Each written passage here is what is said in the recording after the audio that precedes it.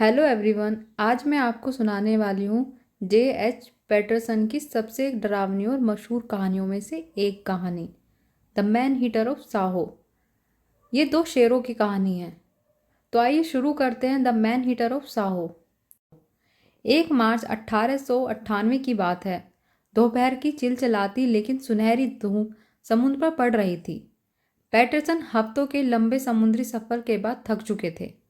उनके मन में अफ्रीका की छवि एक सूखे, धूल भरे और उबड़ खाबड़ महाद्वीप की थी। लेकिन जैसे ही उनका जहाज मोबासा के करीब पहुंचा, उनकी आंखें फटी की फटी रह गई।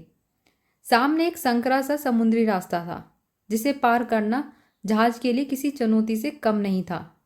लेकिन यह रास्ता एक बेहद सुरक्षित और शांत बंदरगाह की ओर ले जाता था। जैसे ही जहाज धीरे धीरे आगे बढ़ रहा था, वह एक 300 साल पुराने पुर्तगाली किले के नीचे से गुजर रहा था। लेखक ने जब ऊपर की ओर देखा तो उन्हें वह नज़ारा बहुत ही अनोखा और सुंदर लगा।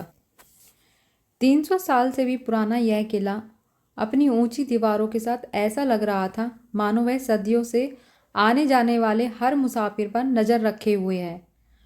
पुर्तगालियों द्वारा बनाया गया यह किला उस समय की बहादुरी और युद्धों की कहानियां सुना रहा था। पैटरसन इसे देखकर मंत्रमुग्ध हो गए थे। लेखक को लगा कि अफ्रीका का यह इलाका सूखा और धूल भरा होगा, लेकिन वहाँ का नज़ारा उनकी उम्मीद से बिल्कुल अलग था।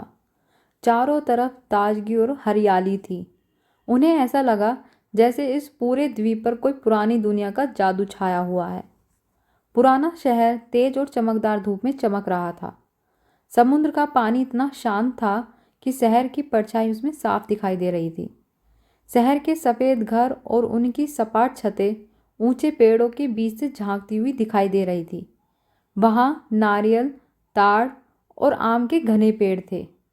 इस पूरे दृश्य के पीछे मुख्य जमीन की जंगली पहाड़ियाँ एक गहरे रंग के पर्दे की तरह खड़ी हुई थी। यह सब मिलकर एक ऐसी खूबसूरत तस्वीर बना रहे थे जिसकी लेखक ने कभी कल्पना भी नहीं की थी। पैटरसन यह कहना चाह रहे थे कि जब वे पहली बार मोबासा पहुंचे तो वहाँ की प्राकृतिक सुंदरता, पुराने किले, सफ़ेद चमकते घर और घने पेड़ों ने उनका मन मोह लिया था। यह दृश्य उनके लिए किसी जादुई पेंटिंग जैसा था। बंदरगाह पर बहुत सारी अरबी नावें इधर उधर बिखरी पड़ी हुई थी, जिन्हें अरबी लैंग्वेज में ढो बोला जाता है। पैटरसन को संदेह था कि इनमें से कुछ नावों का इस्तेमाल चोरी छिपे गुलामों को ले जाने के लिए किया जाता था, जिन्हें अरब और ईरान के बाज़ारों में बेचा जाता था। उस दौर में यह एक कड़वी सच्चाई थी। पैटरसन इस बात से बहुत हैरान थे कि इन छोटी नावों को चलाने वाले नाविक बिना किसी आधुनिक उपकरण जैसे कंपास के समुद्र में इतने बड़े रास्ते को कैसे पार कर लेते हैं। उन्हें आश्चर्य हुआ कि वे इस एक बंदरगाह से दूसरे बंदरगाह का रास्ता कैसे ढूंढ लेते हैं। वे समुद्र में अचानक आने वाले भयानक तूफानों और मौसमों की मार कैसे झेल लेते हैं। पैटरसन को अपनी यात्रा की एक पुरानी घटना याद आती है। एक बार हिंद महासागर के बीचों बीच उनकी एक ऐसी ही अरबी नाव को फंसा हुआ देखा। नाव पर सवार लोग संकट का संकेत दे रहे थे, जिसे देखकर पैटरसन के जहाज के कप्तान ने गति धीमी कर ली। जब वे नाव के पास पहुंचे तो उन्होंने देखा नाव पर 4 आदमी थे, जिनकी हालत बहुत ख़राब थी। वे प्यास से मर रहे थे, क्योंकि कई दिनों से उनके पास पीने का पानी खत्म हो चुका था।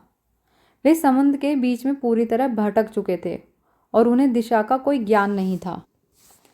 पैटरसन के जहाज के लोगों ने उन प्यासे नाविकों को पानी के कुछ ड्रम दे दिए और उन्हें सही दिशा दिखाई। मस्कट ओमान की राजधानी, जहाँ वे जाना चाहते थे, किस तरफ है। मदद करने के बाद पैटरसन का बड़ा जहाज अपनी मंजिल की ओर बढ़ गया, लेकिन लेखक के मन में एक उदासी थी। उन्होंने देखा कि वे 4 लोग अब भी उस तपते हुए सूरज के नीचे शांत और स्थिर समुद्र के बीच अकेले रह गए थे। पैटरसन को कभी पता ही नहीं चला कि वे लोग कभी अपनी मंजिल तक पहुंच पाए या नहीं, या फिर समुद्र की लहरों में खो गए। पैटरसन यह बताना चाहते हैं कि अफ्रीका के समुद्र में यात्रा करना जितना सुंदर था, उतना ही खतरनाक भी। जहाँ एक और मोबासा की खूबसूरती थी, वहीं दूसरी ओर इन छोटे नाविकों का संघर्ष और मौत का साया भी इनके साथ साथ चलता था। जैसे ही पैटरसन का जहाज रुकने के लिए आगे बढ़ा, वहां का माहौल देखकर उन्हें बचपन में पढ़ी हुई समुद्री डाकुओं और गुलामों के व्यापारियों की कहानी याद आने लगी। वह जगह इतनी रहस्यमय और रोमांचक लग रही थी कि उन्हें लगा जैसे कि वे किसी एडवेंचर फिल्म या कहानी का हिस्सा बन गए हो। पैटरसन को 1498 की एक ऐतिहासिक घटना याद आ गई, जब महान पुर्तगाली खोजी वास्को डिगामा पहली बार यहाँ आए थे। उनके पास एक अरबी नाविक था जिसे रास्ता दिखाने के लिए रखा हुआ था। उस अरबी नाविक ने वास्को डिगामा को धोखा देने की कोशिश की। उसने जानबूझकर जहाज को बंदरगाह के मुहाने पर मौजूद एक बड़ी चट्टान से टकराने की योजना बनाई ताकि जहाज डूब जाए और सब मर जाए। किस्मत अच्छी थी कि वास्को डिगामा को समय रहते इस गद्दारी का पता चल गया। जब साजिश पकड़ी गई तो वास्को डिगामा ने बिना देरी किए उस धोखेबाज नाविक को फांसी दे दी। उस समय मोबासा के सुल्तान ने समझदारी दिखाई और वास्को डिगामा के सामने सरेंडर कर दिया और माफ़ी मांग ली। इस वजह से वास्को डिगामा ने शहर पर हमला नहीं किया और शहर को लूटने से बच गया। पैटरसन बताते हैं कि यह महान यात्री की याद में मोबासा की मुख्य सड़क का नाम वास्को डिगामा स्ट्रीट रखा गया। वहाँ आज भी एक अजीब आकार का पत्थर का स्तंभ पिलर खड़ा हुआ है। माना जाता है कि इसे खुद वास्को डिगामा ने अपनी उस ऐतिहासिक यात्रा की याद में बनवाया था। यह स्तंभ आज भी पर्यटकों के आकर्षण का केंद्र है। पैटरसन यह महसूस कर रहे थे कि वे जिस जगह खड़े हैं वह केवल सुंदर ही नहीं है, बल्कि खूनी संघर्षों, साहसी समुद्री यात्री और इस ऐतिहासिक धोखों की गवाह भी रहा है। जैसे ही जहाज ने रुकने के लिए लंगर गिराया, अचानक चारों तरफ छोटी छोटी नावों का तांता लग गया। इन नावों पर वहाँ के स्थानीय निवासी चिल्ला रहे थे और हाथ हिलाकर पैटरसन का ध्यान खींचने की कोशिश कर रहे थे। पैटरसन का सामान उठाने और उन्हें किनारे तक ले जाने के लिए नाविकों के बीच आपस में छोटी मोटी लड़ाई भी होने लग गई। अंत में जो नाविक उस लड़ाई में जीते वे पैटरसन को बड़ी शान से पकड़कर जहाज की सीढ़ियों तक ले गए। पैटरसन बताते हैं कि वे अफ्रीका सैर करने नहीं बल्कि नौकरी के सिलसिले में गए थे। ब्रिटिश सरकार ने उन्हें युगांडा रेलवे बनाने की टीम में शामिल किया था। वे इसी काम का पद संभालने के लिए वहाँ पहुँचे थे। किनारे पर उतरने के बाद उन्होंने एक कस्टम अधिकारी से पूछा कि रेलवे का हेडक्वार्टर कहाँ है। अधिकारी ने बताया कि वह कालिंदिनी नाम की जगह पर है, जो आइलैंड की दूसरी तरफ करीब 3 मील दूर है। वहाँ जाने के लिए उन्हें घारी नाम की एक छोटी गाड़ी के बारे में बताया गया। वह कोई कार या घोड़ा गाड़ी नहीं थी, बल्कि एक छोटी ट्रॉली थी जो पटरी पर चलती थी। इसमें एक छोटी छत के नीचे 2 सीटें लगी हुई थी, जिनमें लोग पीठ से पीठ सटाकर बैठते थे। इसे इंजन से नहीं बल्कि 2 ताकतवर लड़के पीछे से धक्का देकर चलाते थे।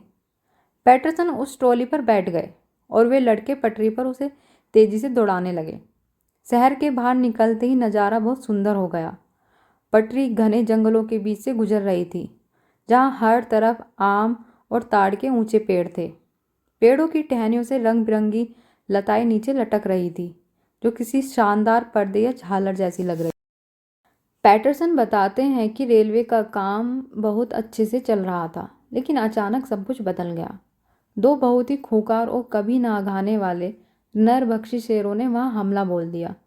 इन शेरों ने अगले 9 महीनों तक रेलवे के मजदूरों और अधिकारियों के खिलाफ एक तरह का युद्ध छेड़ दिया।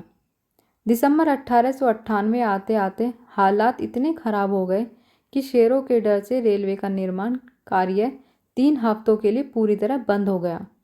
मजदूरों ने काम करने से मना कर दिया क्योंकि उन्हें अपनी जान का खतरा था। शुरुआत में ये शेर शिकार करने में कभी कभी नाकाम हो जाते थे, लेकिन धीरे धीरे वे बहुत माहिर हो गए। वे इंसानी मांस के इतने शौकीन हो गए थे कि किसी भी खतरे से नहीं डरते थे। उनके हमला करने का तरीका इतना सटीक और अचानक होता था कि लोगों को समझ ही नहीं आता था कि वे कहाँ से आए और कहाँ गायब हो जाते थे। वे हमेशा सफल शिकार करते थे। मजदूर इन शेरों की चतुराई देखकर बुरी तरह डर गए थे। उन्हें यकीन हो गया कि ये कोई साधारण जानवर नहीं है। मजदूरों का मानना था कि ये शेर के रूप में साक्षात शैतान है। मजदूरों ने पैटरसन को यहाँ तक कह दिया था कि शेरों को गोली मारना बेकार है, क्योंकि गोलियों का इन पर कोई असर नहीं होगा। वहाँ के स्थानीय लोगों के बीच एक कहानी फैल रही थी। ये शेर असल में दो मरे हुए कबीलाई सरदारों की आत्माएं हैं। वे आत्माएं इसलिए नाराज थीं क्योंकि उनके इलाके से रेलवे लाइन बिछाई जा रही थी। वे इससे अपना अपमान मानते थे और बदला लेने के लिए शेरों का रूप धरकर आई थी ताकि रेलवे का काम रुक जाए। इन दो जानवरों ने पूरी ब्रिटिश सरकार और उनकी इंजीनियरिंग ताकत को घुटनों पर ला दिया था। मजदूरों के लिए यह केवल शेरों का हमला नहीं बल्कि एक श्राप बन गया था। पैटरसन के सामने अब दो चुनौतियां थीं। पहली उन शेरों को मारना और दूसरी अपने मजदूरों के दिमाग से उस अंधविश्वास और डर का निकालना। जब शुरू में मजदूर गायब होने लगे तो पैटरसन को शेरों वाली बातों पर बिल्कुल यकीन नहीं हुआ। उन्हें लगा कि इसके पीछे कोई और ही वजह है। जो मजदूर गायब हुए थे वो बहुत मेहनती थे और उन्होंने काफ़ी पैसे बचा कर रखे हुए थे। पैटरसन को लगा कि शायद उनके ही किसी साथी ने पैसों के लालच में उनकी हत्या कर दी होगी और शेरों का नाम बदनाम कर रहे होंगे। पैटरसन का यह शक बहुत जल्द हकीकत में बदल गया और उनका भ्रम टूट गया। उनके अफ्रीका पहुंचने के करीब 3 हफ्ते बाद एक ऐसी भयानक घटना घटी जिसने सबको हिलाकर रख दिया। एक सुबह जैसे ही दिन निकला, पैटरसन को बड़ी हड़बड़ाहट में जगाया गया। उन्हें एक दिल दहला देने वाली खबर मिली। उनका एक जमींदार जिसका नाम उघन सिंह था, उसे शिकार बना लिया गया था। उघन सिंह एक बहुत ही हट्टा कट्टा और शक्तिशाली सिख था।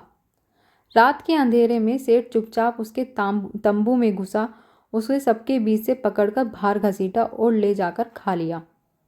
उघन सिंह जैसे शक्तिशाली व्यक्ति का तंबू के अंदर से गायब होना इस बात का सबूत था कि हमलावर कोई इंसान नहीं बल्कि एक निडर और बेहद ताकतवर जानवर है। अब पैटरसन को समझ में आ गया था कि मजदूरों का डर सही था और अब उन्हें खुद इस मौत का सामना करना होगा। उघन सिंह की खबर मिलते ही पैटरसन ने बिना देर किए उस जगह की जांच की। अब उनके मन में कोई शक नहीं बचा था, क्योंकि रेत पर शेर के बड़े बड़े पंजों के निशान साफ दिखाई दे रहे थे। जमीन पर उघन सिंह की एड़ियों से बनी लंबी लकीर साफ बता रही थी कि शेर उन्हें किस दिशा में खींचकर ले गया है। उघन सिंह उस तंबू में अकेले नहीं था। उनके साथ 6 और मजदूर सो रहे थे। उनके साथ साथी ने अपनी आंखों से वह सब देखा और पैटरसन को पूरी कहानी सुनाई। आधी रात का समय था। शेर ने चुपके से तंबू के खुले दरवाजे से अपना सिर अंदर डाला, क्योंकि उघन सिंह दरवाजे के सबसे करीब सो रहे थे। शेर ने सीधे उन्हें ही निशाना बनाया और उनकी गर्दन दबोच ली। उघन सिंह एक ताकतवर इंसान थे। मौत के करीब होने के बावजूद उन्होंने हार नहीं मानी। उन्होंने चिल्लाकर शेर से कहा, छोड़ो। उन्होंने अपने दोनों हाथों शेर के गर्दन के चारों तरफ लपेट दिए ताकि उसका गला घोंट सके या उसे खुद से दूर कर सके। लेकिन एक शक्तिशाली शेर के सामने एक इंसान की ताकत कम पड़ गई। अगले ही पल शेर उन्हें तंबू से बाहर खींच ले गया। तंबू में मौजूद बाकी मजदूर डर के मारे जम गए थे। वे बाहर जाकर मदद करने की हिम्मत नहीं जुटा सके। वे बस तंबू के अंदर दुबके हुए बाहर हो रही उस भयानक जंग का और चीख पुकार को सुनने के लिए मजबूर थे। पैटरसन लिखते हैं कि बेचारे उघन सिंह की मौत बहुत ही दर्दनाक रही होगी। जब उन्होंने वहाँ के एक मजदूर से इस बारे में बात की तो उसने बहुत ही गंभीर होकर ऐसी बात कही जो कड़वा सच थी। आखिर उसके पास बचने का क्या मौका था? क्या वह शेर से नहीं लड़ रहा था? यानी एक निहत्थे इंसान के लिए शेर से जीतना नामुमकिन था। इस घटना ने पैटरसन को हिलाकर रख दिया। अब उन्हें समझ आ गया था कि उनका मुकाबला किसी मामूली जानवर से नहीं बल्कि एक ऐसे शिकारी से है जो इंसानों के बीच घुसकर शिकार करने से भी नहीं डरता था। उघन सिंह की मौत की कहानी सुनकर पैटरसन तुरंत उस जानवर का पीछा करने निकल पड़े। उनके साथ कैप्टन हैस्लेम भी थे। लेखक यह दुख के साथ बताते हैं कि बाद में हेस्लेम की भी एक हादसे में मौत हो गई थी। शेर का रास्ता ढूंढना बहुत ही आसान था, क्योंकि शेर बीच बीच में कई बार रुका था। जहाँ जहाँ वह रुका था वहाँ खून के बड़े बड़े धब्बे जमे हुए थे। पैटरसन को लगा कि शेर बार बार रुककर शिकार की खाल चाट रहा था, ताज़ा खून पी सके। उन्होंने बाद में देखा कि नरभक्षी शेर मांस खाने से पहले खाल को इस तरह चाटते थे कि शरीर का हिस्सा सूखा हुआ सा दिखाई देने लगता है। जब वे उस जगह पहुंचे जहां शेर ने उंगन सिंह को खाया था, तो वहां का नज़ारा रोंगटे खड़े कर देने वाला था। चारों तरफ जमीन पर खून, मांस के लथेड़े और हड्डियां बिखरी हुई थी। शरीर का लगभग सारा हिस्सा खाया जा चुका था। बस उंगन सिंह का सिर कुछ दूरी पर पड़ा था। सिर पर शेर के दांतों के छेद साफ दिखाई दे रहे थे। उनकी आंखें अभी भी पूरी तरह खुली हुई थी, मानो वे अभी भी उस मौत के खौफ को देख रहे हों। वहाँ की जमीन काफ़ी खुदी हुई और उथल पुथल थी। उसे ध्यान से देखने पर पैटरसन को समझ में आया कि वहाँ एक नहीं बल्कि दो शेर थे। उन दोनों में शायद शिकार के लिए बंटवारे को लेकर आपस में लड़ाई भी की गई थी। पैटरसन और हेस्लेम ने उंगन सिंह के शरीर के बचे हुए हिस्सों को इकट्ठा किया और उन पर पत्थर से ढक दिया, लेकिन वे सिर को वापस कैंप ले आए ताकि मेडिकल ऑफिसर आधिकारिक रूप से पहचान कर सके कि यह उंगन सिंह ही है। पैटरसन लिखते हैं कि वह कटा हुआ सर पूरे रास्ते उन्हें वैसी ही डरावनी नज़रों से देख रहा था। यह दृश्य इतना भयानक था कि पैटरसन के मन में यह शक पूरी तरह निकल गया कि यह किसी इंसान का काम हो सकता है। उन्हें समझ में आ गया कि सावों के जंगलों में दो ऐसे शैतान घूम रहे हैं जो मौत का तांडव मचाने को उतारू हैं। उंगन सिंह की भयानक मौत और उस खौफनाक मंजर को देखने के बाद पैटरसन के शेरों से यह पहला आमना सामना था। इस घटना ने उन्हें अंदर तक हिला दिया था, लेकिन डरने के बजाय इसने उन्हें और मजबूत बना दिया। उन्होंने वही कसम खाई कि वे इन हैवानों को ख़त्म करके रहेंगे। वे इस पूरे इलाकों को इन नरभक्षों के आतंक से आज़ाद कराने में अपनी पूरी जान लगा देंगे और कोई कसर नहीं छोड़ेंगे। पैटरसन लिखते हैं कि उस समय जब वे यह कसम खा रहे थे, उन्हें अंदाज़ा नहीं था कि आगे उनके लिए कितनी मुसीबतें आने वाली है। उन्हें नहीं पता था कि इन शेरों को मारना कितना मुश्किल और थका देने वाला काम था। वे खुद कितनी बार मौत के करीब पहुंच जाएंगे। पैटरसन आगे की घटनाओं की ओर इशारा करते हुए कहते हैं कि अगर कोई ऐसा मौका आए जब वे खुद उंगन सिंह की तरह शेरों का निवाला बनने ही वाले थे, लेकिन किस्मत ने उन्हें बचा लिया। उन्होंने अपनी जान बचाने के लिए बहुत संघर्ष करना पड़ा। यहाँ पैटरसन एक योद्धा की तरह उभरते हैं। उंगन सिंह की मौत ने उनके काम को सिर्फ एक नौकरी से बदलकर एक मिशन बना दिया था। अब यह लड़ाई केवल रेलवे बनाने की नहीं थी, बल्कि इंसान और एक शातिर शिकारी के बीच अस्तित्व की लड़ाई बन चुकी थी। उंगन सिंह की मौत के बाद उसी रात पैटरसन ने फैसला किया कि वे शेरों को मार गिराएंगे। वे उंगन सिंह के तंबू के पास ही एक पेड़ पर मचान बनाकर बैठ गए। उन्हें उम्मीद थी कि शेर दोबारा शिकार के लिए इसी जगह लौटेंगे। मजदूर इतने डरे हुए थे कि कुछ मजदूर पैटरसन के पास आए और गिड़गिड़ाने लगे कि उन्हें भी पेड़ पर साथ बिठाने दिया जाए। पैटरसन ने उन्हें अनुमति दे दी। बाकी सभी मजदूर अपने अपने तंबुओं में दुबक गए और दरवाजों को मजबूती से बंद कर लिया।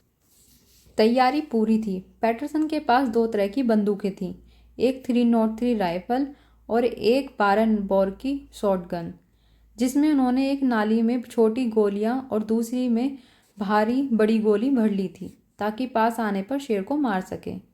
मचान पर बैठने के बाद कुछ देर बाद पैटरसन के शेरों की भयानक दहाड़ सुनाई दी। वह आवाज़ धीरे धीरे पास आ रही थी। पैटरसन को लगा कि अब शेर उनके पास आ रहे हैं, लेकिन फिर अचानक सब शांत हो गया। पैटरसन बताते हैं कि शेर शिकार करने से पहले 1-2 घंटे तक पूरी तरह खामोश हो जाते हैं ताकि वे बिना आवाज़ किए अपने शिकार को घेर सकें। जब पैटरसन अपनी जगह पर सन्नाटे से इंतजार कर रहे थे, तभी अचानक करीब आधा मील दूर स्थित दूसरे कैंप में चीखने चिल्लाने का शोर सुनाई देने लगा। वहाँ भारी हंगामा मच गया था। पैटरसन को समझ में आ गया कि शेरों ने उनकी जगह किसी और कैंप को चुन लिया है और वहाँ किसी और मजदूर को शिकार बना लिया। उन्हें दुख हुआ कि उस रात अब वे शेरों को नहीं देख पाएंगे, क्योंकि वे अपना शिकार लेकर दूर जा चुके थे।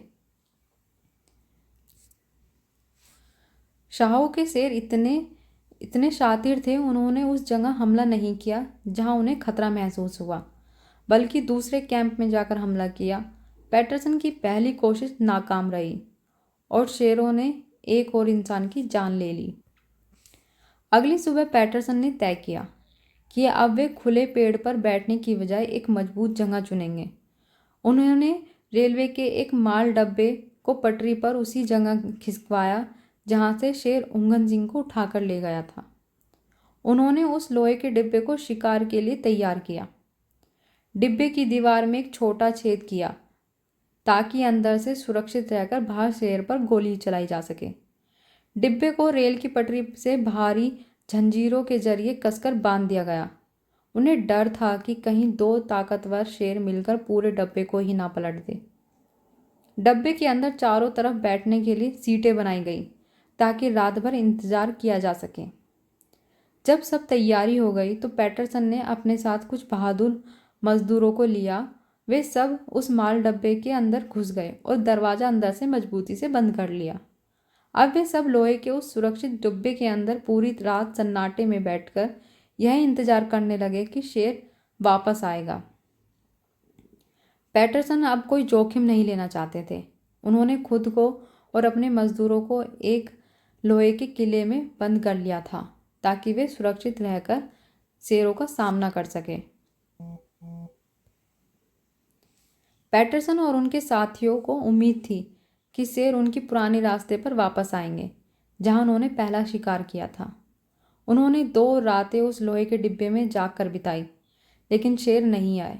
उन्हें लगा कि शायद उनकी योजना फेल हो गई और वे काफ़ी निराश महसूस करने लगे। तीसरी रात को जब वे डब्बे में बैठे हुए थे तो करीब रात के 9 बजे दूर से शेरों की दहाड़ सुनाई दी। वह भयानक आवाज़ धीरे धीरे पास आ रही थी। थोड़ी देर बाद दहाड़ना बंद हो गया और सन्नाटा छा गया।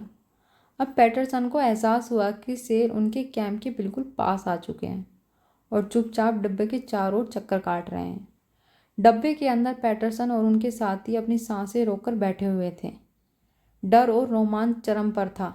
वे अपनी राइफलें थामे हुए उन छोटे छेदों से बाहर झांकने की कोशिश कर रहे थे ताकि अंधेरे में शेर की झलक दिखाई दे सके। तभी एक अचानक जोरदार झटका लगा और वह भारी लोहे का डिब्बा बुरी तरह हिल गया। शेरों ने किसी और मजदूर के तंबू पर नहीं बल्कि सीधे उसी माल डब्बे पर हमला कर दिया था जिसमें पैटरसन बैठे हुए थे। शेरों को पता चल गया था कि उनके दुश्मन उस डब्बे के अंदर हैं। वे इतने निडर और आक्रामक थे कि उन्होंने लोहे के डिब्बों को ही तोड़ने या पलटने की कोशिश की। पैटरसन जो जाल शेरों के लिए बिछा रहे थे, शेर उसी जाल के ऊपर टूट पड़े। यह नहीं केवल उनकी बहादुरी को दिखाता है बल्कि यह भी बताता है कि वे शेर कितने बुद्धिमान और खतरनाक थे। जैसे ही डिब्बे को जोर से झटक लग रहा था, पैटरसन तुरंत उसे छोटे छेद के पास पहुंचे ताकि शेर को गोली मार सके। लेकिन बाहर इतना ज़्यादा अंधेरा था कि उन्हें कुछ दिखाई ही नहीं दे रहा था। भले ही शेर दिखाई नहीं दे रहे थे, लेकिन उनकी मौजूदगी महसूस की जा सकती थी। शेरों की भारी भारी सांसें लेने की आवाज़ साफ सुनाई दे रही थी। शेर अपने नुकीले पंजे से लोहे के डब्बे को नीचे से खुरच रहे थे, जिससे उसे फाड़ना चाहते थे। शेर इतने ताकतवर और निडर थे कि वे उस भारी माल डब्बे के ऊपर कूदने लगे। पैटरसन लिखते हैं कि जब एक शेर डिब्बे की छत पर चढ़ा तो उसके भारी वजन से पूरा डब्बा एक तरफ झुक गया। आप अंदाज़ा लगा सकते हैं कि वे शेर कितने विशालकाय रहे। डब्बे के अंदर पैटरसन और उनके साथी मजदूर मौत के साए में थे। उन्हें डर लग रहा था कि लोहे का होने के बावजूद शेर किसी न किसी तरह अंदर घुस जाएंगे। उनमें से एक मजदूर तो इतना डर गया था कि वह जोर जोर से चिल्लाने लगा। पैटरसन ने तुरंत उसे चुप कराया, क्योंकि उन्हें पता था कि शोर सुनकर शेर और भी ज़्यादा गुस्से में आ जाएंगे और हमला और तेज कर देंगे। यह किसी बुरे सपने जैसा था। एक तरफा लोहे की दीवार थी और दूसरी तरफ भूखे और आक्रामक नरभक्षी। पैटरसन और उनके साथी एक ऐसे पिंजरे में बंद थे जिसे बाहर से मौत खटखटा रही थी। वह हमला कोई 2-4 मिनट का नहीं था, बल्कि पूरे आधा घंटे तक वे शेर उस लोहे के डब्बे को तोड़ने और पलटने की कोशिश कर रहे थे। आधा घंटा तक पैटरसन और उनके साथी मौत और जिंदगी के बीच लटक रहे थे। जब शेरों को लगा कि अंदर नहीं घुस पा रहे हैं, तब जाकर वो वहां से हटे। शेरों के जाने के बाद सबने राहत की सांस ली, लेकिन किसी की पलक तक नहीं झपकी। सब पूरी रात जागते रहे, क्योंकि उन्हें डर था कि शेर अपनी हार मानकर चुप बैठने वालों में से नहीं है और वे किसी भी वक्त दोबारा हमला कर सकते हैं। जैसे ही सूरज की रोशनी फैली, पैटरसन और उनके साथी सावधानी से डब्बे से बाहर आए। बाहर जो निशान देखे, उन्हें देखकर उनकी रूह कांप गई। डब्बे के चारों तरफ जमीन पर शेरों के विशाल पंजों के निशान थे। लोहे के मजबूत डब्बे पर शेरों के नाखूनों के गहरे निशान पड़े थे। इससे पता चलता है कि उन्होंने कितनी ताकत से डिब्बे को फाड़ने की कोशिश की थी। इन निशानों से यह साफ हो गया कि वे दोनों शेर एक साथ वहां मौजूद थे। वे महज जानवर की तरह नहीं, बल्कि एक सोची समझी रणनीति के तहत हमला कर रहे थे। उन्होंने डिब्बे को हर तरफ से हिलाकर देखा था ताकि वे अंदर पहुंच सके। पैटरसन को अब यकीन हो गया था कि ये शेर किसी भी हद तक जा सकते हैं। वे केवल इंसानों को खाना नहीं चाहते थे, बल्कि वे इंसानों का शिकार करने के लिए उनके बनाए डब्बों को भी चुनौती दे रहे थे। जब मजदूरों ने देखा कि शेर इतने निडर हैं कि उन्होंने लोहे के रेल डब्बे तक को नहीं बख्शा, तो अब उनका बचा कुचा साहस भी जवाब दे गया। उनके मन में यह आतंक बैठ गया कि अब ये शेर कुछ भी कर सकते हैं। कोई भी दीवार या ताला उन्हें नहीं रोक सकता।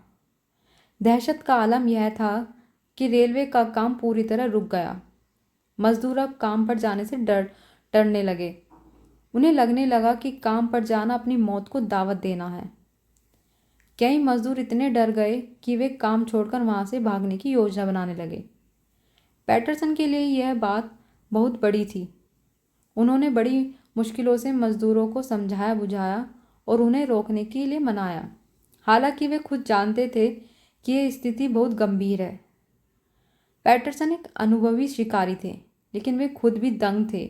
उन्होंने पहले कभी ऐसे शेर नहीं देखे थे जो इतने साहसी और जिद्दी हो। आमतौर पर शेर इंसानों के शोर या लोहे की चीज़ों से दूर भागते हैं, लेकिन ये शेर तो सीधे लोहे के डब्बे पर ही टूट पड़े।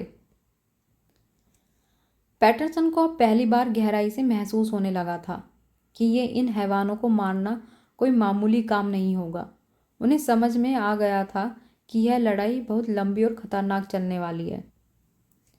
यहाँ हम देखते हैं कि कैसे दो जानवरों ने पूरे रेलवे परिजनों और सैकड़ों इंसानों के मन पर कब्जा कर लिया था। पैटरसन अब केवल एक इंजीनियर नहीं, बल्कि एक रक्षक की भूमिका भी निभा रहे थे, जिन्होंने अपने मजदूरों को भरोसा वापस जीतना था। भले ही शेरों की वजह से बहुत डर और तनाव का माहौल था, लेकिन रेलवे बनाने का काम पूरी तरह बंद नहीं हुआ था। पैटरसन के अफ्रीका आने के बाद जो सबसे पहला और बड़ा काम उन्होंने सौंपा गया था, वह था सावो नदी पर एक मजबूत पुल बनाना। यह पुल इसलिए ज़रूरी था ताकि ट्रेन नदी के पार जा सके और रेलवे लाइन आगे बढ़ सके। पैटरसन ने उस नदी का बहुत सुंदर और सटीक वर्णन किया है। यह एक चौड़ी लेकिन कम गहरी नदी है जो लाल और भूरे रंग की बड़ी बड़ी चट्टानों के बीच बहती है। जब बारिश नहीं होती तो इसमें पानी बहुत कम हो जाता है और यह एक शांत धारा जैसी लगती है। लेकिन इस नदी की एक दूसरी और भयानक सच्चाई भी थी। बारिश के दिनों में यह नदी एक दानव बन जाती थी। इसमें अचानक भयंकर बाढ़ आती थी। पानी की लहरें इतनी शक्तिशाली हो जाती थी कि वे अपने आसपास की मिट्टी और ज़मीन को भा ले जाती थी। पुल बनाते समय पैटरसन और उनकी टीम को नदी के इस दोहरे स्वभाव का खास ख्याल रखना पड़ा। उन्हें एक ऐसा पुल बनाना था जो न केवल रोजाना ट्रेन का भार सह सके, बल्कि बारिश के मौसम में आने वाली उस प्रचंड बाढ़ को और पानी के दबाव को भी झेल सके। पैटरसन यह बताना चाह रहे हैं कि उन्हें एक साथ दो मोर्चों पर लड़ना पड़ रहा था। एक तरफ प्रकृति की मार से और दूसरी तरफ नरभक्षी शेरों का खौफ। पुल का पूरा होना और उनकी एक बड़ी जीत थी। पुल को मजबूती देने के लिए इसमें 4 मुख्य खंभे बनाए गए थे। 2 खंभे नदी के किनारों पर थे और 2 खंभे नदी के बिल्कुल बीचों बीच पानी के अंदर थे। हर खंभे को टिकाने के लिए 6 मजबूत लोहे के सिलेंडरों का इस्तेमाल किया गया था। यह सिलेंडर खंभों की नींव का काम कर रहे थे। इन सिलेंडरों को जमीन में गहराई तक धंसाने सबसे बड़ी चुनौती थी। इसके लिए मजदूरों को जमीन तक खोदनी पड़ती थी जब तक कि वह ठोस चट्टान तक न पहुंच पाए। यह इसलिए भी जरूरी था ताकि जब बारिश में नदी का बहाव तेज हो तो पुल अपनी जगह से हिले नहीं। मजदूरों के लिए यह काम किसी सजा से कम नहीं था। उन्हें नदी के बर्फीले या गंदे पानी में घंटों खड़े रहकर खुदाई करनी पड़ती थी। केवल शेरों का ही डर नहीं था, नदी के अंदर खतरनाक मगरमच्छ का भी खतरा बना रहता था जो कभी भी हमला कर सकते थे। पैटरसन यह बताना चाहते हैं कि सावो का पुल बनाना सिर्फ पत्थरों को जोड़ना नहीं था, बल्कि जान जोखिम में डालकर कुदरत से लड़ने जैसा था। एक तरफ मजदूरों को पानी के अंदर मगरमच्छों से बचाना था और पानी से बाहर निकलते ही जंगल में उन नरभक्षी शेरों से खतरा था। नदी में काम करना कितना खतरनाक था इसका अंदाज़ा इस बात से लगाया जा सकता है कि एक बार एक मजदूर पर मगरमच्छ ने हमला कर दिया। वह मजदूर बहुत खुशकिस्मत था कि उसकी जान बच गई, वरना सावो नदी के मगरमच्छ बहुत आदमखोर माने जाते थे।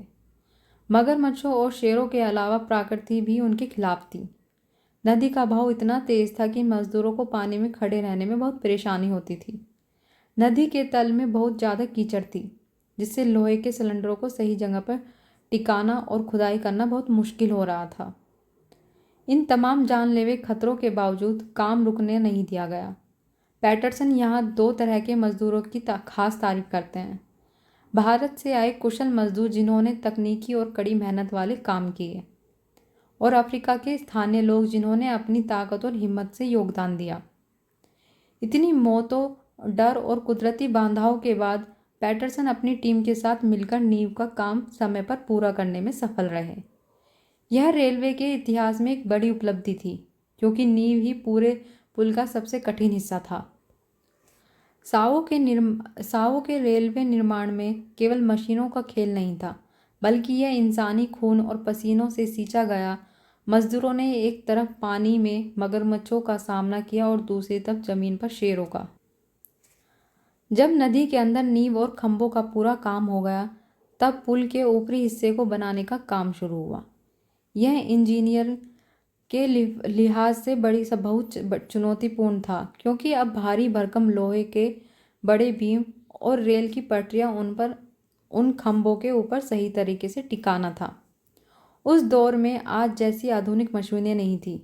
पैटरसन बताते हैं, उन्होंने क्रेन और कुछ शुरुआती मशीनों का इस्तेमाल तो किया, लेकिन ज़्यादातर काम इंसानी ताकत के भरोसे था। भारी लोहे के हिस्सों को मजदूरों को अपने हाथों से उठाकर एक एक कर फिट करना पड़ता था। जरा सी चूक होने पर जान जा सकती थी। सबसे बड़ी बात यह थी कि यह सारा काम शेरों के खौफ के बीच हो रहा था। मजदूरों को पता था कि शाम होते ही वे शिकारी वापस आएंगे, फिर भी वे दिन भर अपनी जान हथेली पर रखकर पुल बनाते रहे। इतनी सारी बाधाओं, जैसे मगरमच्छ, नदी की बाढ़, भारी लोहा और नरभक्षी शेर, के बावजूद मजदूरों ने हिम्मत नहीं हारी। अंत में पैटरसन और उनकी टीम ने सावो नदी का वह ऐतिहासिक पुल पूरा कर लिया। यह उनके लिए एक बहुत बड़ी राहत और गर्व की बात थी। यह पुल केवल पत्थर और लोहे का ढांचा नहीं था, बल्कि यह इंसानी हौसले की जीत थी। इसके पूरे होने का मतलब था कि अब ट्रेन नदी पार कर सकती थी और रेलवे का काम आगे बढ़ सकता था। सावो नदी का यह पुल न केवल तकनीकी रूप से मजबूत था, बल्कि देखने में भी बहुत सुंदर था। नदी के चारों ओर की हरियाली, लाल भूरे रंग के चट्टानें और घने जंगलों के बीच लोहे का यह पुल इंजीनियरिंग की एक अनोखी मिसाल बन गया था। वह पल बहुत भावुक और राहत भरा था जब पहली ट्रेन उस पुल के ऊपर से गड़गड़ाहट करती हुई नदी के पार आई थी। यह इस बात का सबूत था कि अब रेलवे का रास्ता साफ हो चुका है। ट्रेन के गुजरने का मतलब था कि अब सामान और लोग सुरक्षित तरीके से नदी पार कर सकते थे। पुल बनने के बाद सबको लगा कि अब सावो के इस मौत के इलाके को पीछे छोड़कर आगे निकल जाएंगे। रेलवे लाइन को आगे बढ़ाने का रास्ता खुल गया था और मजदूरों के मन में एक नई उम्मीद जगी थी। पैटरसन लिखते हैं कि हालांकि शेरों का खतरा अभी टला नहीं था, वे अभी भी आसपास ही थे और शिकार कर रहे थे, लेकिन पुल का निर्माण पूरा होना एक बहुत बड़ी मनोवैज्ञानिक जीत थी। यह इस बात का प्रतीक था कि इंसान की दृढ़ इच्छा शक्ति और मेहनत के आगे प्रकृति की बाधाएं और जंगली जानवरों का खौफ भी हार सकता है। पैटरसन के लिए यह पुल बनाना केवल एक सरकारी काम नहीं था, बल्कि एक युद्ध जीतने जैसा था। उन्होंने दिखा दिया कि गोलियों और पंजों के बीच भी विकास का काम रुकना नहीं चाहिए। पैटरसन को ऐसा लगने लगा था कि सावो पुल का काम कभी भी शांति से पूरा नहीं होने दिया जाएगा। अभी शेरों का हमला थोड़ा कम ही हुआ था कि एक नई समस्या खड़ी हो गई। पैटरसन कहते हैं कि यह समस्या शेरों से कम गंभीर नहीं थी। यह नई परेशानी भारतीय मजदूरों के बीच से पैदा हुई। पैटरसन यहाँ दो बातें साफ करते हैं। उनमें से ज़्यादातर लोग बहुत ईमानदार, मेहनती और अच्छे इंसान थे, लेकिन उन्हीं के बीच कुछ ऐसे चालाक और बुरे लोग भी थे जो शांति पसंद नहीं करते थे। वे दूसरों को भड़काने और काम में अड़ंगा डालने की कोशिश कर रहे थे। एक दिन पैटरसन को गुप्त सूचना मिली कि मजदूर हड़ताल करने वाले हैं। वे काम पूरी तरह बंद करने की धमकी दे रहे थे। यह रेलवे के लिए एक बड़ा झटका था, क्योंकि काम पहले से ही शेरों की वजह से काफ़ी पीछे चल रहा था। जब पैटरसन ने मामले की गहराई की जांच की तो उन्हें असली वजह का पता चला। कुछ लोग नेता किस्म के लोग मजदूरों को विद्रोह के लिए उकसा रहे थे। वे ज़्यादा पैसा और काम के बेहतर स्थिति को बहाना बना रहे थे ताकि मजदूरों को अपने साथ जोड़ सके और रेलवे प्रशासन पर दबाव बना सके। पैटरसन के लिए यह एक दोहरी चुनौती थी। उन्हें न केवल बाहर के जानवरों से लड़ना था, बल्कि अंदरूनी राजनीति और विद्रोह से भी निपटना था। उन्हें डर था कि अगर हड़ताल हो गई तो रेलवे का पूरा प्रोजेक्ट ही खतरे में पड़ जाएगा। जब पैटरसन को हड़ताल की साजिश का पता चला तो उन्होंने किसी तरह की सख्ती करने की बजाय सबसे पहले बातचीत का रास्ता चुना। उन्होंने सभी जमादारों और मुख्य मजदूरों की एक मीटिंग बुलाई। पैटरसन ने मजदूरों के सामने दो बातें रखी। उन्होंने आश्वासन दिया कि अगर उनकी मांगें जायज़ होंगी तो उन पर वो विचार करेंगे और उन्हें पूरा करने की कोशिश करेंगे। साथ ही उन्होंने साफ कर दिया कि वे किसी भी तरह की हड़ताल या हिंसा को बर्दाश्त नहीं करेंगे। उन्होंने जता दिया कि अनुशासन तोड़ने वालों के खिलाफ सख्त कार्रवाई होगी। पैटरसन की इस बात का असर हुआ। ज़्यादातर मजदूर समझदार थे और वे पैटरसन की बात मानकर काम पर वापस आ गए। यही यकीन हो गया कि उनकी समस्या का समाधान शांति से हो सकता था। लेकिन जैसे ही हर जगह होता है, कुछ लोग ऐसे थे जिन्होंने शांति मंजूर नहीं की। ये लोग काम पर तो नहीं लौटे, बल्कि रात के अंधेरे में गुप्त मीटिंग करने लगे। वे उन्हें मजदूरों को डराने और धमकाने लगे जो काम पर वापस लौट चुके थे।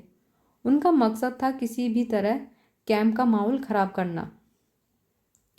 पैटरसन ने अपनी सूझबूझ से एक बड़े विद्रोह को तो टाल दिया, लेकिन कुछ गिने चुने लोगों ने अब भी उनके लिए सरदर्द पैदा कर रखा था। अब पैटरसन को यह डर सता रहा था कि ये बाकी मजदूर कहीं शेरों के आतंक का फायदा उठाकर कुछ और बड़ा ना करते। एक रात स्थिति नियंत्रण से बाहर हो गई। करीब 200 मजदूरों ने बगावत कर दी और हथियारों के साथ इकट्ठा हो गए।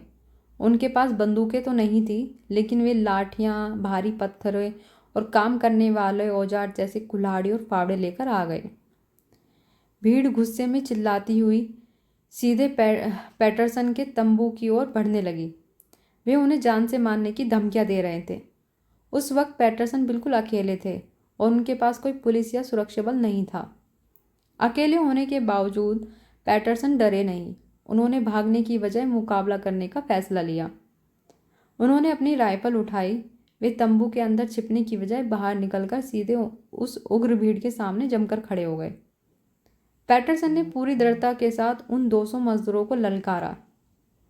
उन्होंने चेतावनी दी कि वे अपनी राइफल चलाने में जरा भी नहीं संकोच करेंगे। उन्होंने साफ कह दिया, अगर किसी ने भी एक कदम आगे बढ़ाया तो मैं गोली चला दूंगा। पैटरसन की यह गजब की मानसिकता ताकत दिखाई देती है। एक अकेला आदमी अपनी हिम्मत और एक राइफल के दम पर 200 लोगों की भीड़ को रोकने की कोशिश कर रहा था। एक ऐसा पल था जहां जरा सी भी चूक उनकी जान ले सकता था।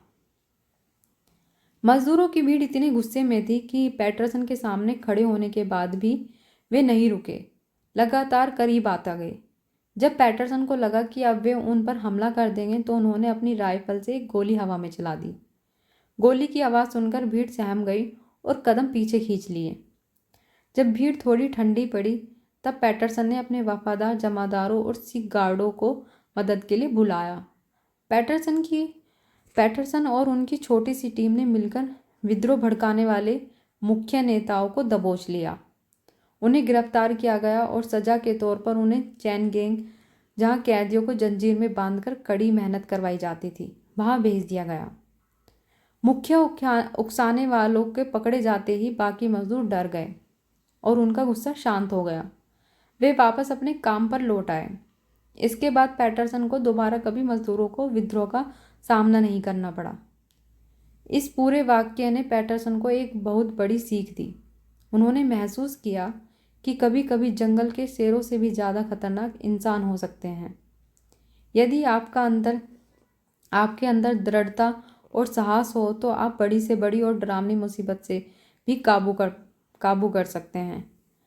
पैटरसन ने 2 मोर्चों पर जीत हासिल की थी। इस तरह उन्होंने सावो नदी पर पुल खड़ा कर दिया था और दूसरी तरफ अपने कैंप के अंदर इंसानों शेरों को पालतू बना लिया था।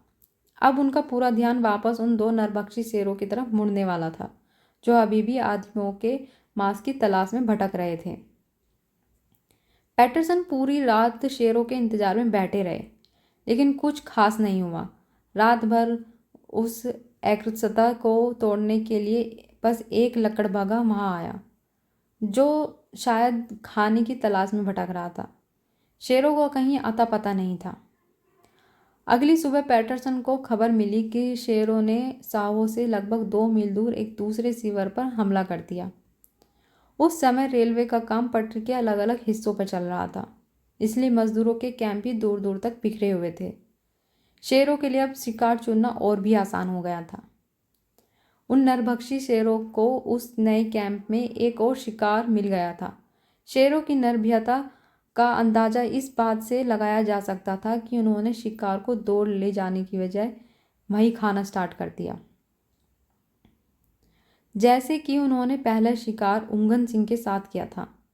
इस बार भी उन्होंने उस आदमी को कैंप के बिल्कुल पास ही खा लिया।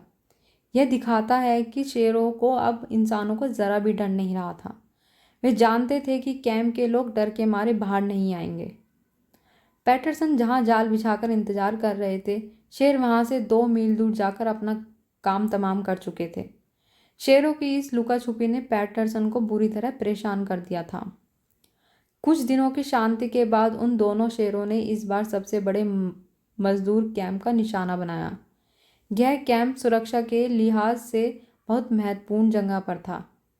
यह सावो स्टेशन के बिल्कुल पास था, इतने पास कि वहां से पत्थर फेंका जाए तो स्टेशन तक पहुंच जाए। पास ही रेलवे इंस्पेक्टर का लोहे का मजबूत झोपड़ी भी था। मजदूरों को लगा कि इतनी चहल पहल वालों और पक्की जगह पर शेर नहीं आएगा, लेकिन उन शेरों को किसी का डर नहीं था। गहरी रात में जब सब सो रहे थे, दोनों शेर एक साथ कैंप के अंदर घुस गए। उन्होंने वहां सो रहे सैकड़ों मजदूरों के बीच कोहराम मचा दिया।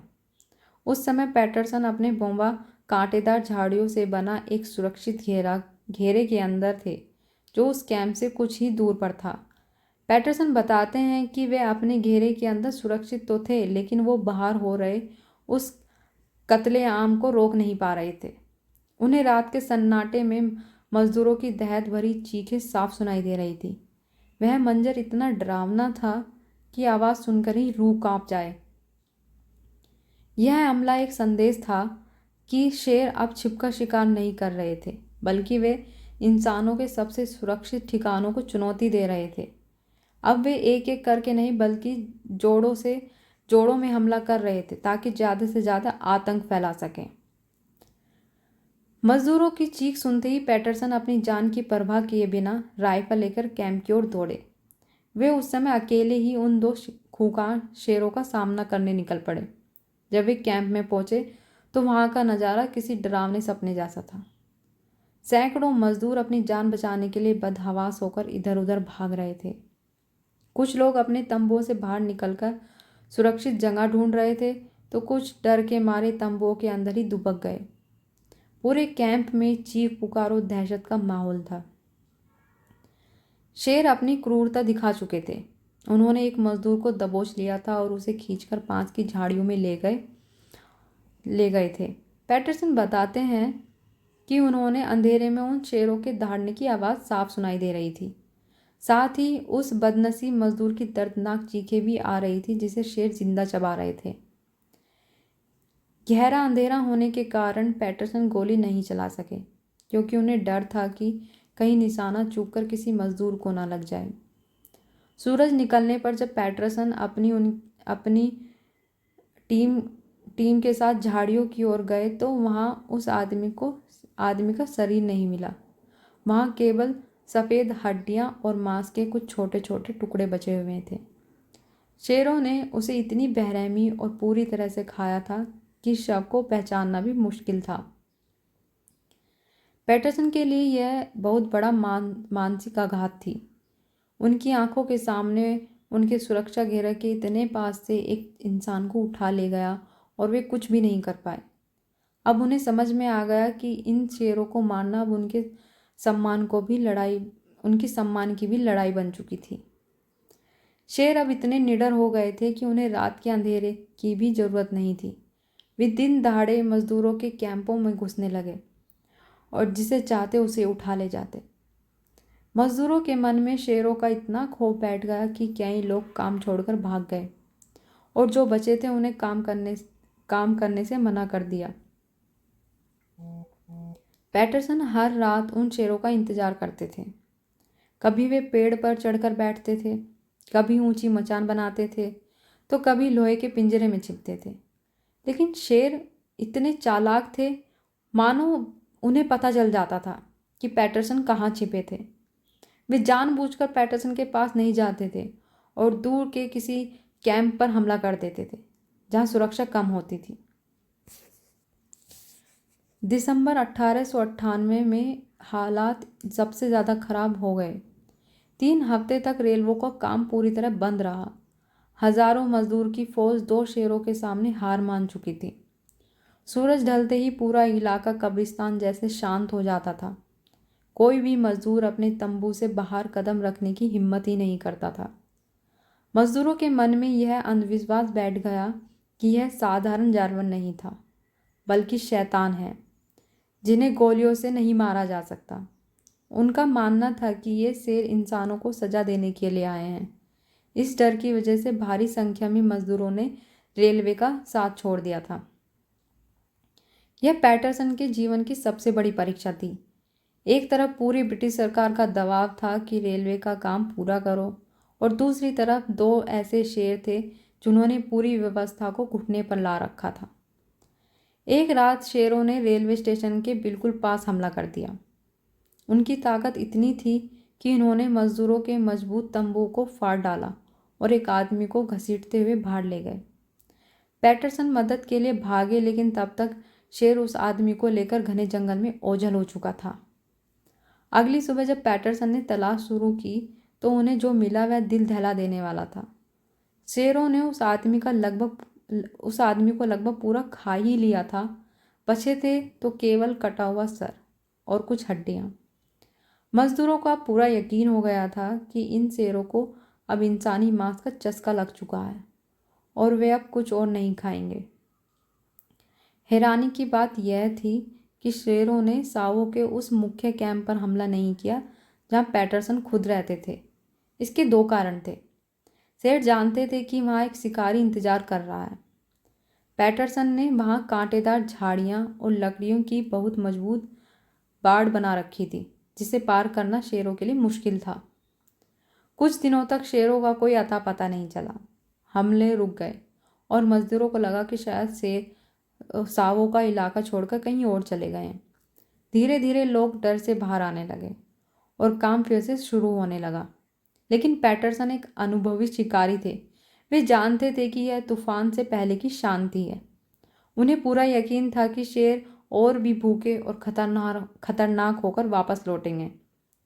मजदूरों ने राहत की सांस ली थी, लेकिन पैटरसन अपनी राइफल साफ कर रहे थे। वे जानते थे कि शिकारियों और इंसान के बीच की जंग अभी खत्म नहीं हुई।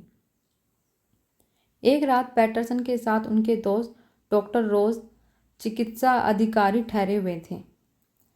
आधी रात के सन्नाटे में अचानक उन्हें आवाज आई, जैसे कोई भारी चीज तंबू की रस्सियों से टकराई हो। उन्हें लगा कि कोई बाहर है। पैटरसन लालटेन लेकर तंबू से बाहर निकले और चारों ओर रोशनी डाली, लेकिन उन्हें कुछ भी दिखाई नहीं दिया। शेर अंधेरे का फायदा उठाकर कहीं छिप गया या चुपचाप कहीं निकल गया। जब सूरज निकला तो पैटरसन ने तंबू के बाहर जमीन पर शेर के पंजे के ताजे निशान देखे। तब उन्हें एहसास हुआ कि रात में वह आवाज़ शेर की ही थी। शेर उनके तंबू की रस्सियों को इतने करीब था कि वह बस अंदर घुसने ही वाला था। पैटरसन लिखते हैं कि उस रात वे और डॉक्टर रोज बार बार बचे थे। इस घटना ने पैटरसन को इतना डरा दिया था, उन्हें समझ में आ गया कि तंबू अब सुरक्षित नहीं है। उन्होंने तुरंत अपना सामान बांधा और डॉक्टर ब्रॉक के साथ रहने चले गए। डॉक्टर ब्रॉक उनके इलाके के नए मेडिकल ऑफिसर थे और उनका घर या रहने की जगह मजबूत थी। यह पैटरसन के लिए एक नई चुनौती थी। शेरों ने अब सीधे उनके निजी ठिकाने पर दस्तक दे दी थी। अब यह लड़ाई केवल मजदूरों को बचाने की नहीं, बल्कि खुद के अस्तित्व को बचाने की भी थी। तंबू में हुए पिछले हमले से सबक लेते हुए पैटरसन ने जमीन पर सोने की बजाय एक ऊंचे पेड़ पर मचान बनाई। वे रात के समय उस ऊंचे मचान पर बिताते थे ताकि शेर उन तक न पहुंच सके। दिन में आराम करने के लिए उन्होंने उसी पेड़ के नीचे एक छोटा तंबू लगा रखा था। शेरों को डराने के लिए उन्होंने नीचे तंबू के पास आग जलाकर रखी हुई थी। आमतौर पर जंगली जानवर आग से डरते थे, इसलिए उन्हें लगा कि वे अब पूरी तरह सुरक्षित हैं। तभी अचानक रात के सन्नाटे में उन्हें आवाज़ सुनाई दी, जिससे पूरा साहो थराता था। शेर के भारी सांसों की आवाज़। शेर आग के से डर नहीं रहा था, बल्कि वह सीधे पेड़ के नीचे आ पहुंचा और उनकी खाली तंबू के चारों ओर चक्कर काटने लगा। पैटरसन और डॉक्टर मचान के ऊपर थे, लेकिन शेर इतने पास था कि उसकी सांसों की गर्मी भी महसूस की जा सकती थी। मचान पर बैठे दोनों शिकारी अपनी सांसें रोककर बिल्कुल पत्थर की तरह जम गए थे। वे जानते थे कि अगर उन्होंने जरा सी भी आवाज़ की या हिले तो शेर मचान पर छलांग लगाने की कोशिश कर सकता है। उनकी राइफलें तैयार थीं और वे बस एक सही मौके का इंतजार कर रहे थे। पैटरसन के लिए यह बड़ी चुनौती थी। उन्होंने सोचा कि ऊंचाई पर वे सुरक्षित रहेंगे, लेकिन शेर ने उनकी ठीक नीचे पहुंचकर यह जता दिया कि साहो में कोई भी जगह सेफ नहीं थी। पेड़ के नीचे घूमते घूमते शेर ने अचानक उनकी खाली तंबू पर हमला कर दिया। उसने अपनी ताकतवर पंजों से तंबू के मोटे कपड़े को चीर दिया और उसके अंदर घुस गया। शेर को शायद लगा कि पैटरसन और डॉक्टर तंबू के अंदर ही सो रहे हैं। जैसे ही शेर तंबू के अंदर घुसा, मचान पर ऊपर बैठे दोनों शिकारियों ने मौका पाकर अपनी राइफल चला दी। पहले डॉक्टर ब्रॉक ने निशाना साधा और गोली चला दी। उसके तुरंत बाद पैटरसन ने भी अपनी राइफल से फायरिंग कर दी। गोलियों की आवाज़ और शायद जख्म के दर्द से शेर जोर से दहाड़ा और अंधेरे जंगल की ओर भाग गया। उस समय पैटरसन को यह नहीं पता चल पाया कि उसको गोली लगी है कि नहीं, क्योंकि रात बहुत घनी थी। इस घटना के बाद दोनों को एहसास हुआ कि वे कितनी बड़ी मुसीबत में थे। अगर वे उस रात पेड़ के नीचे तंबू में सो रहे होते तो शेर निश्चित रूप से उनमें से किसी एक को मार डालता। पैटरसन लिखते हैं कि वे केवल उनकी सावधानी की वजह से ही उस रात अपनी जान बचा पाए। अगली सुबह जब पैटरसन और डॉक्टर ब्रॉक ने जांच की तो उन्हें पता लगा कि उनकी जान कितनी मुश्किल से बची थी और शेर मौत के कितने करीब था। उन्हें रेत में डॉक्टर ब्रॉक की गोली धंसी हुई मिली। वह शेर के पंजे के निशान से मात्र 1-2 इंच की दूरी पर थी, यानी शेर बाल बच गया। पैटरसन की गोली का कोई निशान नहीं मिला, शायद वह अंधेरे में कहीं और निकल गई थी। इस तरह पैटरसन का शेरों के साथ पहला सीधा मुकाबला बिना किसी हार जीत के खत्म हुआ। इस घटना के बाद खतरा और बढ़ गया। डॉक्टर ब्रॉक अपने काम के सिलसिले में जिले के दौरे पर निकल गए और पैटरसन कैंप में अकेले रह गए। शेर अब और भी चालाक हो गए थे। वे पैटरसन के चालों को समझने लगे थे और बहुत सावधानी से हमला करते थे। तभी सावोक में district officer mister white house आए। वे न केवल एक बड़े अधिकारी थे बल्कि एक अनुभवी शिकारी भी थे। जब व्हाइट हाउस ने उन नरभक्षी शेरों के आतंक और पैटरसन के रोमांचक अनुभवों के बारे में सुना तो वे डरे नहीं बल्कि उत्साहित हो गए।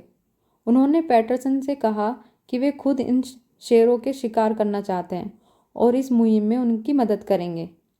अब पैटरसन को एक नया साथी मिल गया था। जहां मजदूर डर के मारे भाग रहे थे, वहीं व्हाइट हाउस जैसे अनुभवी शिकारी के आने से पैटरसन को उम्मीद जगी कि शायद अब शैतानों का अंत नज़दीक है।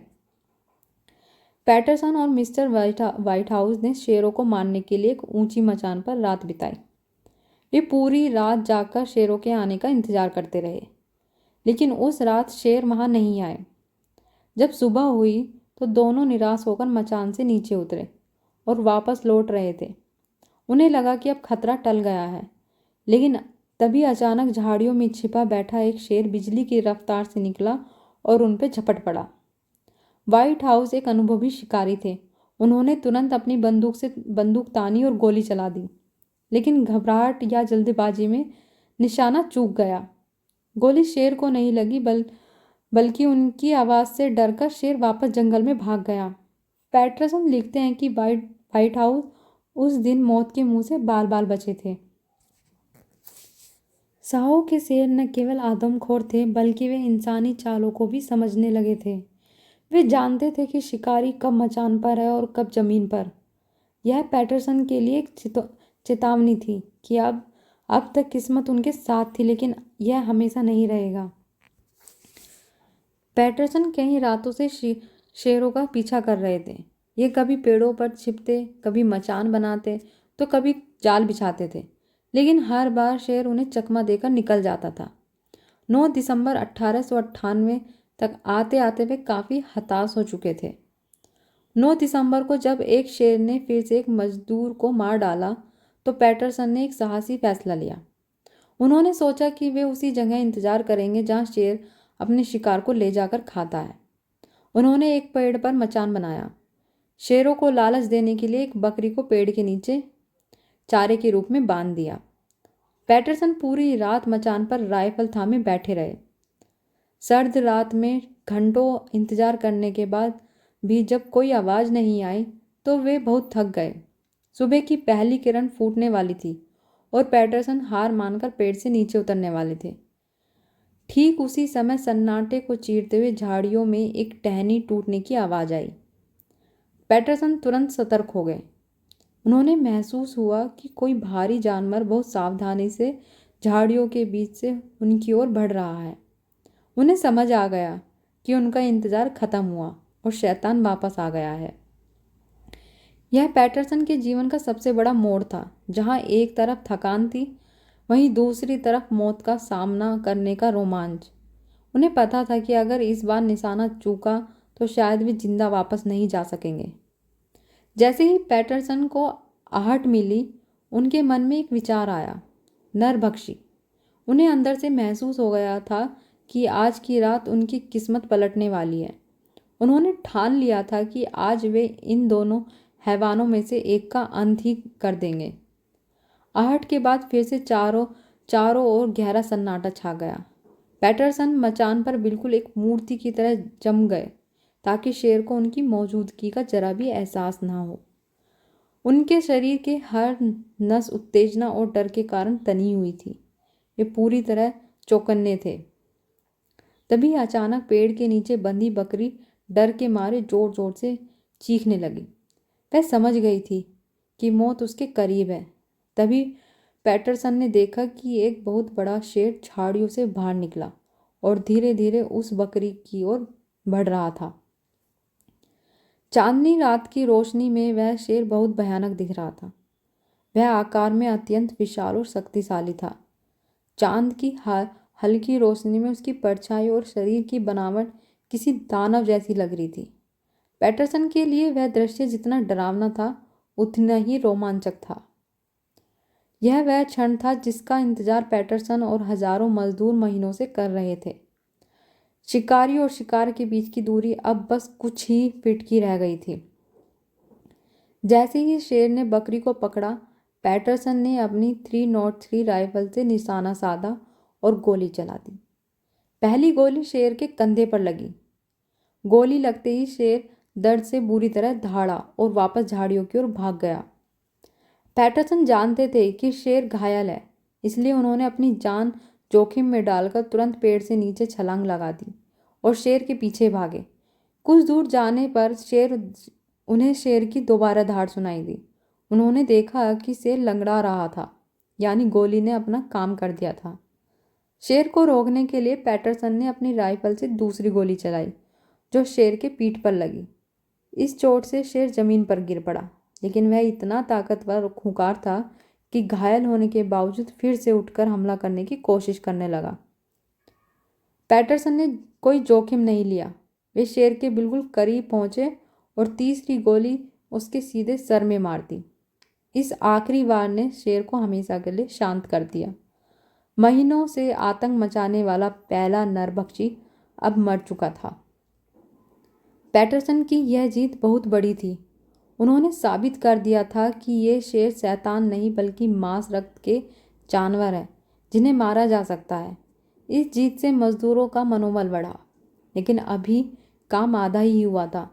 दूसरा नरभक्षी शेर अभी भी आज़ाद था और वह अपने साथी के मौत का बदला लेने के लिए और भी खतरनाक होने वाला था। वह शेर कोई मामूली जानवर नहीं था, बल्कि एक विशालकाय आदमखोर था। पैटरसन ने जब उसकी नाप ली तो सब हैरान रह गए। उसकी लंबाई 9 फुट 8 इंच और चौड़ाई 4 फुट 9 इंच थी। इतने बड़े शेर को देखकर अंदाजा लगाया जा सकता था कि वह कितना शक्तिशाली रहा होगा। पैटरसन ने उस शेर की खाल उतारी और उसे कैंप लेकर आए। इसे देखते ही मजदूरों का डर गायब हो गया और कैंप में त्योहार जैसा माहौल बन गया। लोग खुशी से नाचने गाने लगे। वे पैटरसन को अपना रक्षक मानने लगे और उन्हें बधाइयाँ देने के लिए भीड़ उमड़ पड़ी। इस शेर की मौत कोई छोटी घटना नहीं थी। इसकी खबर आग की तरह पूरे देश में फैल गई। पैटरसन के पास उस समय तार के जरिए दुनिया भर से बधाई के संदेश आने लगे। दूर दूर से लोग सिर्फ उस शेर की खाल देखने के लिए साहू आने लगे। मजदूरों को लगने लगा कि अब सब ठीक हो गया है और वे जोश के साथ काम पर लौट आए। लेकिन पैटरसन एक अनुभवी व्यक्ति थे जो जानते थे कि दूसरा शेर अभी भी आज़ाद है। अक्सर जब जोड़ीदार शेर मारा जाता है तो दूसरा शेर और भी ज़्यादा हिंसक और बदला लेने वाला हो जाता है। आतंक का हिस्सा खत्म हुआ था, लेकिन खतरा पूरी तरह टला नहीं था। पैटरसन ने एक शेर को मारकर मजदूरों का विश्वास जीत लिया था, लेकिन वो जानते थे कि असली चुनौती अभी बाकी है। अभी उनकी और दूसरे शेर का आमना सामने की जंग शुरू होने वाली थी। मजदूरों को लगा कि एक शेर के मरते ही खतरा टल गया है, इसलिए वे खुशी खुशी काम पर लौट आए। लेकिन उनकी यह खुशी छोटी साबित हुई। जो दूसरा शेर बचा था वह अब अकेला होने के कारण और भी ज़्यादा हिंसक हो गया था। वह दूसरा शेर पहले वाले से भी ज़्यादा खतरनाक साबित हो रहा था। वह ज़्यादा बड़ा, शक्तिशाली और निडर था। वह अब डरने के बजाय बदला लेने के मूड में था और दिन रात कैंप के आसपास ही घूमता रहता था। उसकी धाड़ इतनी भयानक थी कि लोग उसे सुनकर ही थर थर काँपने लगते थे। पैटरसन उसे मारने के लिए बेचैन थे, लेकिन वह शेर बहुत ही चालाक निकला। पैटरसन कई रातों पेड़ों और मचानों पर जाकर काटते, लेकिन शेर उन्हें चकमा दे देता। कई बार तो शेर इतना करीब आ जाता कि पैटरसन को उसकी सांसें लेने की आवाज़ें सुनाई देती थी, लेकिन जैसे ही पैटरसन बंदूक तानते वह अंधेरे में गायब हो जाता था। ऐसा लगता था जैसे वह शेर पैटरसन की हर चाल को पहले से ही जानता था। मजदूरों में फिर से दहशत फैल गई। उन्होंने कहना शुरू कर दिया कि यह शेर पहले वाले से भी बड़ा शैतान है। उन्हें लगने लगा कि इसे मारना नामुमकिन है, क्योंकि इसके पास कोई जादुई शक्तियां हैं। अब पैटरसन के लिए स्थिति उत्पन्न हो गई थी, करो या मरो। मजदूरों का भरोसा टूट रहा था और दूसरा शेर पैटरसन को सीधे चुनौती दे रहा था। यह अब एक इंसान और एक जानवर के बीच की दिमागी और शारीरिक जंग बन चुकी थी। पहले शेर की मौत के लगभग 10-11 दिन बाद 20 दिसंबर को दूसरे शेर ने फिर से हमला कर दिया और एक मजदूर को अपना शिकार बना लिया। पैटरसन को पता था कि शेर अपने शिकार को खाने के लिए वापस जरूर आएगा, तो पैटरसन ने एक बहुत ही साहसी योजना बनाई। वे उसी जगह पहुंचकर जहां शेर मजदूर की लाश को खींचकर ले गया था, वहां उन्होंने एक मजबूत मचान बनाई। इस बार चारे के तौर पर उन्होंने एक मरे हुए बैल का इस्तेमाल किया, ताकि शेर उसकी गंध से खिंचकर चला आए। पैटरसन पेड़ पर चढ़कर बैठ गए। वह रात बहुत ज़्यादा ठंडी और काली थी। जंगल का सन्नाटा और कड़ाके की ठंड उनके सब्र का इम्तिहान ले रही थी। वे घंटों तक बिना हिले डुले अपनी राइफल थामे बैठे रहे, बस इस इंतजार में कि कब वह आदमखोर झाड़ियों से बाहर निकले। पैटरसन जानते थे कि यह शेर पहले वाले से भी ज़्यादा चालाक है, इसलिए वे जरा भी आवाज़ नहीं करना चाहते थे। वे अपनी आंखें और कान खुले रखकर अंधेरे में चीरने की कोशिश कर रहे थे। रात के लगभग 12 बज चुके थे जब पैटरसन को झाड़ियों में कुछ सरसराहट सुनाई दी। वे सतर्क हो गए और तभी एक विशाल शेर चांदनी रोशनी से बाहर आया। शेर का आकार इतना बड़ा था कि उसे देखकर किसी के भी मन में दहशत पैदा हो जाए। शेर चारे की तरफ बढ़ा, लेकिन अचानक वह ठिठक गया। वह हवा को सूंघने लगा। शेर को शायद यह महसूस हो गया था कि आसपास कोई इंसान छिपा हुआ है। वह अपनी छठी इंद्री से खतरे को भांप रहा था। पैटरसन ने और इंतजार करना ठीक नहीं समझा। उन्होंने अपनी सांसें रोकी और अपनी 303 राइफल से सीधे शेर के शरीर का निशाना लेकर गोली चला दी। गोली लगते ही शेर की भयानक धाड़ ने पूरा जंगल गूंज उठा और वह तुरंत झाड़ियों में ओझल हो गया। पैटरसन जानते थे कि शेर को गोली लगी है। वे बिना डरे पेड़ से नीचे उतरे और जमीन पर बिखरे खून के निशान के सहारे उसका पीछा करने लगे। कुछ ही दूर जाने पर शेर उन्हें दोबारा दहाड़ता हुआ सुनाई दिया। वह दाढ़ दर्द की नहीं बल्कि गुस्से की थी। वह घायल होने के बावजूद अब भी उतना ही खतरनाक था। पैटरसन ने हमला तो कर दिया था, लेकिन शेर अभी मरा नहीं था। अंधेरी रात में एक घायल और गुस्सैल नरभक्षी शेर का पीछा करना मौत को दावत देने जैसा था। पहली गोली सीने पर लगने के बावजूद शेर भागने की कोशिश कर रहा था। पैटरसन ने पीछा करते हुए दूसरी गोली चलाई, जो सीधे शेर के कंधे पर लगी। इस चोट से शेर लड़खड़ाने लगा, लेकिन वह इतना ताकतवर था कि घायल होने के बाद भी हार नहीं मानी थी। पैटरसन अब कोई मौका नहीं छोड़ना चाहते थे। वह अपनी जान की परवाह किए बिना शेर के और भी करीब पहुंचे। उन्होंने निशान साधा और तीसरी गोली सीधी शेर के दिल के अंदर पार कर दी। दिल के पास गोली लगते ही शेर जमीन पर गिर पड़ा। वह कुछ पलों तक दर्द से तड़पा। उसके शरीर में हलचल हुई और फिर वह पूरी तरह शांत हो गया। महीनों तक हजारों लोगों की नींद उड़ाने वाला, काम रुकवाने वाला और अनगिनत मजदूरों को मारने वाला दूसरा नरभक्षी भी अब मारा जा चुका था। साहों के दौरान साहो के दोनों शैतानों का अंत हो चुका था। पैटरसन की बहादुरी ने न केवल रेलवे का काम फिर से शुरू करवाया, बल्कि हजारों मजदूरों की जान भी बचाई। जब सुबह लोगों को पता चला कि दूसरा शेर भी मर गया है, तो पूरे इलाके में जश्न का माहौल था। दूसरा शेर पहले वाले से भी ज़्यादा अधिक विशाल और डरावना था। जब उसकी नाप ली गई तो उसके आंकड़े चौंकाने वाले थे। उसकी लंबाई 10 फुट से भी ज़्यादा थी और ऊंचाई 5 फुट से भी ज़्यादा। यह किसी भी सामान्य शेर की तुलना में बहुत बड़ा था, जो बताता है कि वह कितना शक्तिशाली रहा होगा।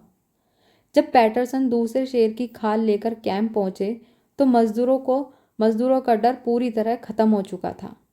पूरे कैंप में उत्सव शुरू हो गया। लोग ढोल नगाड़े बजाने लगे और नाचने गाने लगे। मजदूरों ने पैटरसन को अपना मसीहा मान लिया, क्योंकि उन्होंने उनकी जान बचाई थी। पैटरसन बताते हैं कि मात्र कुछ महीनों के भीतर इन दो शेरों ने लगभग 28 मजदूरों को बेरहमी से मार डाला था। हालांकि कुछ अन्य दावों और स्थानीय कहानियों के अनुसार यह संख्या 100 से भी ऊपर मानी जाती है, लेकिन वह खौफनाक दौर बीत चुका था। पैटरसन इन शेरों के खालों को अपने साथ ले गए।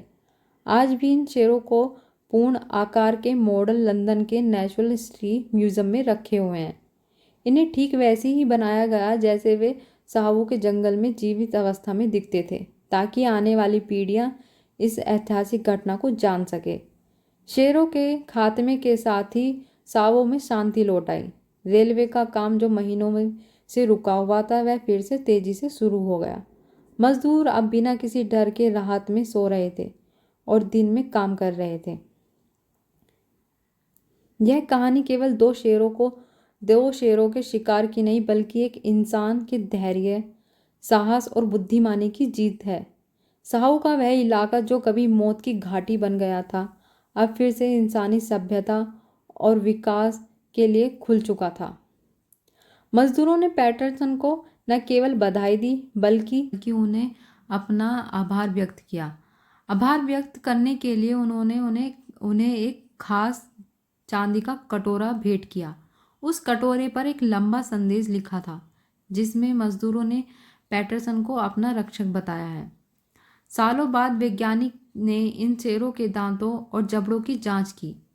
उन्होंने पाया कि शेरों के दांतों में संक्रमण इन्फेक्शन था, जिससे उन्होंने सख्त खाल खाने वाले जंगली जानवरों जैसे भैंसे या ज़ेब्रा का शिकार करने में बहुत दर्द होता था। इंसान का मांस नरम होता है, इसलिए उन्होंने अपना भूख मिटाने के लिए मजदूरों को शिकार बनाना शुरू कर दिया था। उस समय इलाके में फैली एक बीमारी की वजह से उनकी प्राकृतिक शिकार हिरन आदि मर चुके थे। हालांकि पहले पैटरसन ने कहा था कि ये खाल लंदन में है, लेकिन वास्तव में बाद में उन्होंने यह शिकागो के फील्ड म्यूजियम में भेज दिया था। आज भी ये दोनों शेर वहाँ रखे हुए हैं, लेकिन वे वैसे नहीं दिखते जैसे आम शेर दिखते हैं। सावो के शेर के गर्दन पर घने बाल या आयल नहीं होते थे। इस घटना पर कई फिल्में भी बनी हुई हैं, जिसमें सबसे प्रसिद्ध है the ghost and the darkness. यह कहानी आज भी साहस और डर के बीच के संघर्ष की सबसे महान कहानियों में से एक मानी जाती है। साहो के शेरों की यह कहानी हमें सिखाती है कि विपरीत परिस्थितियों में भी धैर्य और बुद्धिमानी से जीत हासिल की जा सकती है। पैटरसन एक साधारण इंजीनियर के रूप में आए थे, लेकिन वे एक महान शिकारी और नायक बनकर लौटे। तो दोस्तों, ये थी हमारी आज की कहानी the man eater of Tsavo. आपको हमारी कहानी अच्छी लगी हो तो आप हमें कमेंट में ज़रूर बताएं आपको कहानी कैसी लगी है, और वीडियो अच्छी लगी हो तो वीडियो को लाइक ज़रूर करें। धन्यवाद।